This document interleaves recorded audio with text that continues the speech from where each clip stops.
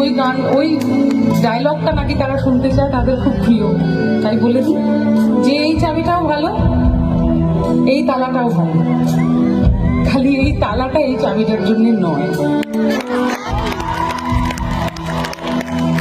এবার সবাই মিলে একটু একসঙ্গে গাই, নিজেদের জন্য, নিজেদের মন খারাপের জন্য।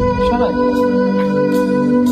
তুমি যাকে ভালোবাসো, ঘরে ভাসবে ভাসো, তার জীবনে